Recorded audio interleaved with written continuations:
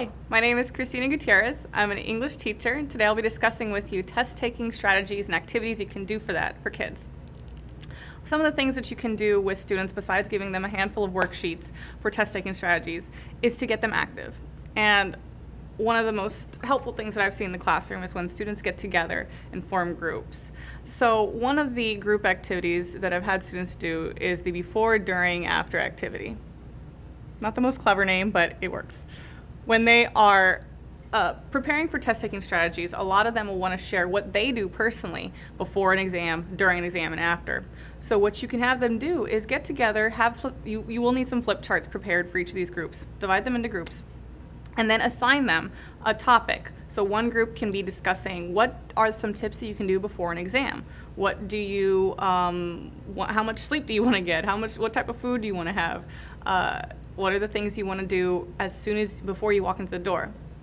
The other group can discuss what they must do while they're taking it, what they should be reading carefully, what they can eliminate, and then at the end of an exam, how they should go back and review. Have them brainstorm this, prepare it on a flip chart, and then present it to the class. It's a pretty fail-safe way to get students more active. Another thing that you can do with the kids, if you're doing any kind of test-taking strategy, is where they can take ownership. Have them be the teacher. You're going to need to provide them at least a sheet or a worksheet of common strategies in a test taking. Then have the students, you can assign one or have them pick one strategy to go up and do a mini lesson about. When they're the teacher of the classroom, they feel a little bit more invested in the assignment, and it's going to stick with them a little bit longer. So perhaps the strategy is to eliminate the wrong answers first.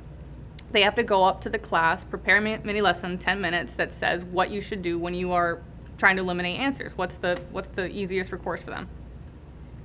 Third thing is to do the 3 things activity, where it's still a group, and you assign them 3 strategies where they, as a group, will have to prepare a presentation to the class about 3 specific strategies that have either worked for them or not worked for them, and they can also add their own strategies into this particular part of the presentation. Once again, a group activity is just a great way to solidify the knowledge of those test-taking strategies.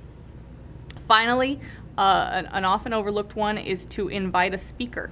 A guest speaker will give their insight into what is important in a test. Now, a lot of times you can invite somebody as simple as a nutritionist, someone to tell them what foods that they should eat. Should they have some good hearty vegetables and fruits beforehand? Probably. Should they have a whole bunch of donuts right before they go to school? Probably not. It's going to make them feel sick.